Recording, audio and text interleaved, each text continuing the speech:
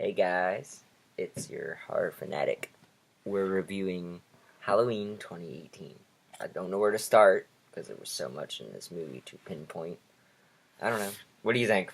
What I thought about the movie, for not being a horror person, was actually pretty funny. Yeah, I don't know where they got this comedy. There was two jump scares, I think, right?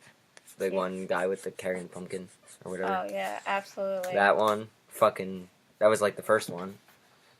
I don't know what the other jump scare was, but that little kid was funny as shit. But I did talk to a guy at the theater, and we were picking out things from the other Halloween films that, this is not supposed to be related to 2, 3, 4, 5, 6, 8, and 7, whatever, so on and forth. Anyway, so, throughout this movie, I picked out shit from the other films that were, related, or whatever, that seemed like the old lady that was in the pink gown was supposed to represent the Elrods, blah, blah, blah, blah. Except it was on the TV with something newer, instead of Night of the Living Dead, where I'm going to get you, Barbara. Yeah, that was not there as it was in the original second one. And then there was no old man either. No husband, whatever you would call it. I don't even know. The creepiest kill. For me? Yeah. I would say when, I would say the gas station one. Yeah, that was really gruesome.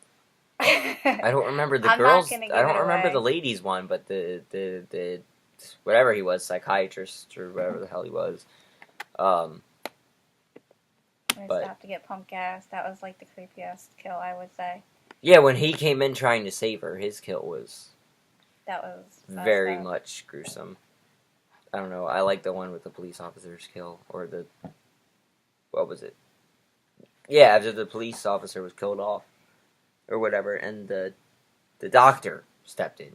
His kill was, crush. Yeah, there was a major twist in it too. Yeah, I heard the crack too. That was really weird. It was really. I don't know. This movie was really weird, and from what I heard, that Nick Castle was only shown as the dude in the beginning. But I expected it to be the Halloween theme coming first, and then go into the film. But they had a twist to it. So those of you who did not see it yet, there is a twist to the beginning. I did also notice the Halloween font was the same as the original. I like when it started out with the pumpkin girl. And the pumpkin was coming back, yeah. Pay attention to the pumpkin, because I actually thought I saw Michael Myers in it. Yeah, I didn't notice. I just noticed that normally in the originals, the pumpkin was already built. And the camera panned in. But This one, it was squashed. And then it grew up. And then you could see Michael in it, and then it faded out. It probably was his face or something, yeah. I'm not sure. I did not catch that one. I was paying attention to the actors' names more than anything, and the font was pretty much the same, which is only Helvetica font. So, I mean, it's not that hard. But, I mean, in the poster, that is my background right here. I don't know what font that is, but that's definitely not the Halloween font. You're probably wondering what this is. We went to Shady Maple, and I just wanted something horror. And also, I wore the jumpsuit to the theater. And you're wearing the Halloween shirt of mine. Just so we had some Halloween merch going into this movie. I also took the mask with me. And got pictures by the poster outside. Which I'll probably add to the end of this video or something. Let's see what else. We did creepiest kill. Things that were the same. I did like how she appeared out of the darkness and said, "Happy Halloween, Michael." We didn't know where she was, remember? Cause that was freaky. We didn't know where the hell... Remember? Because then, instead of Michael laying on the ground and going missing, Michael looks down the balcony and no Laurie. Yeah, she went missing. I was like, where the hell did she go? And then for the whole, next 5 minutes, all you saw was her daughter down in the underground cellar. No Laurie. And then, what is it? Didn't she come up behind him or something? Yeah. I'm trying to remember. Yeah, she came up behind him. Yeah, and then I think knock him down the stairs or something, right? I think she... That's when then the daughter came up, and that's when they put the locks across the whatever she had prepared she caged him in the cellar before the dynamite or whatever that was. Anyway, it was the ending was pretty weird. There was no body, I noticed. So I mean, like where he was standing when the flare went off, there was nothing there. So prepare for a sequel. Yeah, that's a definite. I'd go back and see it, even though I never do. I don't know. There might have been stuff. You always have to watch it more than once to pick out shit. Yeah, true. Like, I mean, I picked stuff out right away. And the other thing, Loomis's voice was in there. Remember on the tape? Mm-hmm. Dr. Loomis's voice was on there. And then Laurie does, like, then Loomis from the first one apparently died after the first one, but we already know he died in part 6 at the end. In real life, he died, but then, like, when 7 and 8, H2O and Resurrection came, there was no Loomis. In this one, Laurie goes and talks to the new doctor, and she's like, oh, you're replacing Loomis. So there was the giveaway right there that Loomis didn't go through all that shit in 2 to 8 or 2 to 6, and then, just died after the first one, or either that or was replaced in general. So I don't know. There was no synopsis to that one. I don't know what else. I'd recommend buying it and going and seeing it. It's worth the money. Yeah, probably.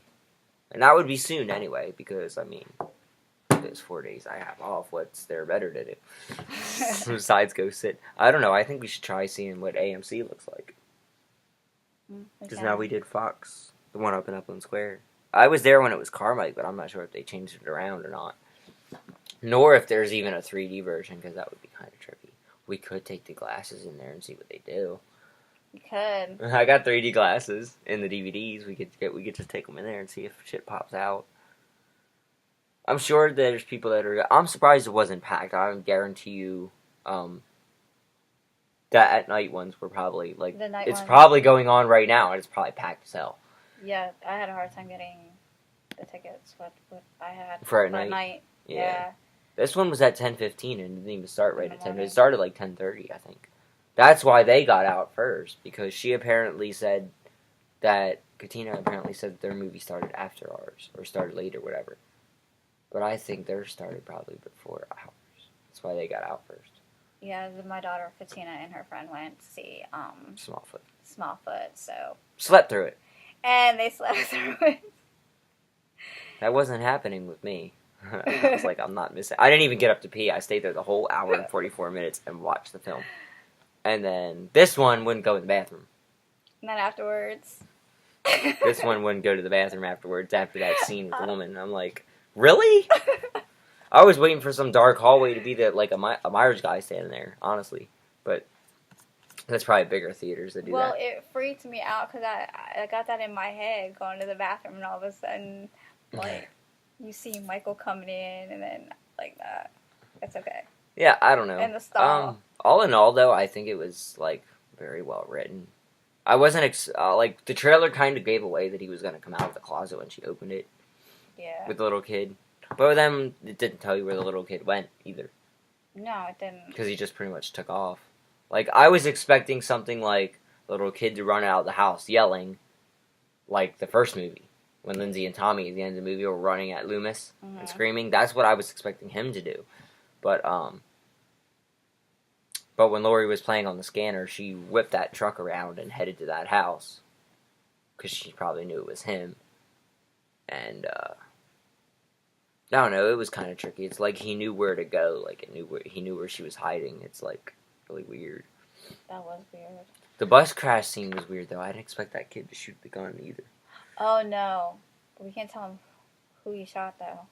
I don't even remember, honestly. I know. But it was by accident. The guy survived, didn't he? It was the doctor. Oh, it was, but he wasn't killed off till later, was he? No, he wasn't killed off until late. Michael did it, yeah. Yeah. That's what I thought. Well, but all in all, it was, pretty, I don't know, intense, I guess. Very intense. And the theme was still the same, well, kind of. They redid the opening theme, but I mean, like, the ding, ding, that was still the same, with a little twist to it. But John Carpenter still did it. So, another thing that a guy said on YouTube, or a guy that saw it on YouTube, there was a guy next to us, we just started chatting or whatever, and he said that on YouTube he saw this thing on the soundtrack that was called "The Shape Burns," so we knew there was some kind of fire involved, and with her setting that stuff off, kind of reminded me of Loomis in the second film, setting off the hospital. Probably the one you watched the other night. Yeah. Remember how Loomis was turning the knobs, and he's like, "It's time, Michael. Flick the lighter," and the whole hospital blew up. Yeah. That's what that reminded me of. That's what I thought, because I was like, wait, that's... I was like, does that look familiar, doesn't it? Yeah. Like, that looks familiar. That's where I think she got that off of Dr. Loomis, but Dr. Loomis, that never occurred because of this timeline. So that hospital, all that hospital shit never even occurred. So, I mean, I don't know why they would ignore it. I would have just thought, maybe that where Resurrection ended off, of him opening his eyes in the morgue. The one we watched with Busta Rhymes. Remember how they burned him up in the garage? And then at the morgue, he opened his eyes. Well, that's where you would have thought it would have continued from. And then they should have had Lori, but Lori was already dead. But we could have made her survive that knife shot in the beginning. Should have. At the beginning, yeah, when they put her in the psych ward for killing the wrong Michael in H2O. We could have had her survive that, and then just, her move. I noticed her whole area was gated, too. Remember that? Yeah. To get to her house, it was gated. She was like, you ain't coming in, so I was like, give me $3,000. Yeah, where's my payment? Yeah, I like that one. She was like really serious, and she's like, I don't want to talk about Michael. Get the fuck out of here. So, no, pay me. Yeah, all she wanted was pretty much damn money. She didn't really say much, and that was the part where she goes, "You don't believe in the boogeyman? Well, you should." And then obviously the dude seen it. Really, that dude who questioned her, those two were the first kill. They were the journalists. Yeah, they were the first kills. Surprisingly. How he put the mask on, though, and how he knew it was in the trunk was kind of weird. Because, like, I don't know. Has he been, like, following them or something? Like, no, because how would he follow them? Because he was in the prison or whatever. Think about it. He was in the prison, and then he turned around. He gets in the accident. That's what I'm saying. That part didn't line up. Yeah, there's some parts that didn't line up. But overall... I was just wondering how he got, like, the mask. Like, in Rob Zombie's, the one you watched the other night, he tore it out of the floorboard. Yeah. Because when he was a kid, he put the mask in there. In there, it made sense. And then came back later and got it. Or unless he saw the journalist at the gas station and then... Oh, no. They showed him the mask in the beginning. Remember? Yeah, they showed him in the mask. That's how he knew that they had it. They had but it. But he didn't know where it was, so he probably just, like... He didn't even search the car. He went directly to the damn trunk. Yeah, that's what like, that's what's really weird. Like,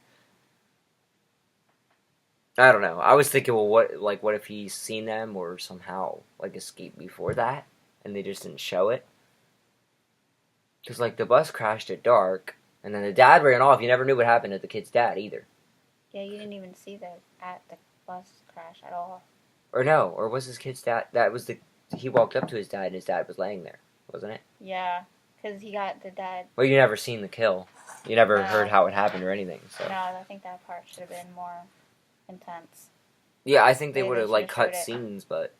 Yeah. I think they whatever, This is a big-ass review. I don't know. Anything else that I can point out? The freaking little kid cutting his nasty-ass toenail. I thought that was funny. I was like...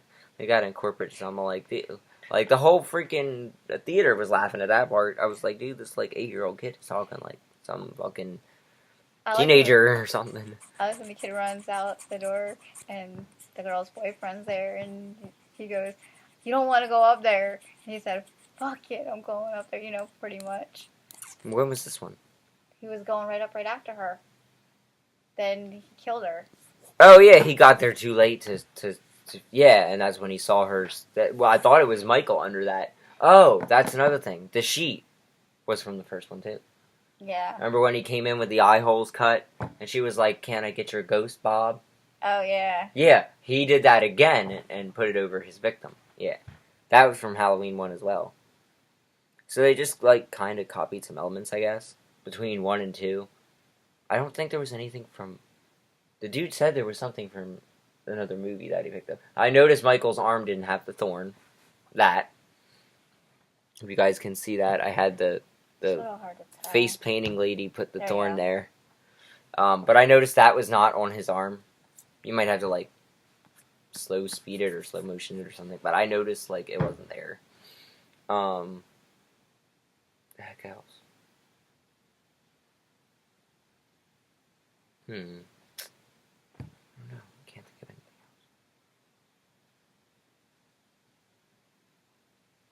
Yeah, I guess that would probably pretty much wrap this up. I really don't. Yeah, it's a really good movie though. Yeah, I really can't pinpoint anything else I don't besides the part one elements was the sheet. Part two was the L rods and the lighting the house on fire. Oh, that's right. The guy said the mask they were wearing was Silver Shamrock from the third one. Oh, yeah. It's the Silver Shamrock masks. I didn't say it, but like if you saw the third movie, which is not totally related to Michael at all because he was in the coma from number 2 in 1981, but the Silver Shamrock masks were used in there somehow. What would have been cool is instead of having that TV that old lady was watching, it should have been the Happy Halloween theme song from H3. That would have been pretty cool. Just so they were advertising the Shamrock masks that you've seen the kids wearing on Halloween night. That was just thrown in there as a little gimmick as well. But other than that, yeah, this was a very long review. So, I don't know. I Guys, recommend seeing it. Leave some comments. See if there's stuff you guys noticed that I didn't say in here. So, leave them in the comments and whatnot. So. Oh, let them know if they see the Michael Myers and the pumpkin. Oh, yeah, if you guys rewatched the beginning, she's seen it, I didn't catch it. But if you guys see, what is he standing, or was it just the face? I think it was just his face, how it just came out a little bit, and then... Was it in the background, or was it in the pumpkin? It was like in the pumpkin. Like yeah, I didn't see that. I wonder if they'll have the intro. We'll have to watch that again. Faded. So that's kind of interesting. It was like grown, and then you could see it like a shadow. Yeah, that's kind of interesting. It was really cool. But if you see it... Yeah, I'm going to have to see if the intro's on YouTube. I'm going to have to rewatch it and see if I find that. But, yeah, I didn't notice that one either. But I'm not used to cell blocks being like that either. Because, like, in the first movie, they're usually behind bars in a mental institution, not outside chained to the ground. So that was kind of different, too. Yeah. And if that was Smith's Grove, that looked very much different. So, well, then that's all I have. I can't really think of anything else off the top of my head. That's pretty much what I got. But, yeah. Can't really think of anything else. Although I really did like how she had her house set up with all those cameras and lights, though. That was cool. Which you did see that in the trailer, too, but... Didn't you saw that? But as you watch the film, you realize actually how many cameras she does have outside, because how many screens were in there. What were you saying? You pointed out that they had in Michael's house, the little dollhouse. Oh yeah. The Myers house was built upstairs. She had a model of the Myers house. Yeah. I saw that too. Yeah. You pointed it out to me. Oh, and the H2O. When her and Michael look at each other in the circular window, that was her and Michael, that was a reenactment again, her looking through the door right at his face. Yeah, I forgot that guy said about that too. There's just little bits and pieces of every movie somewhere in there. I didn't capture anything from 4 or 5. But if you do, let us know. Or 6. Because this, like, 6 is when they actually shown the thorn on his arm.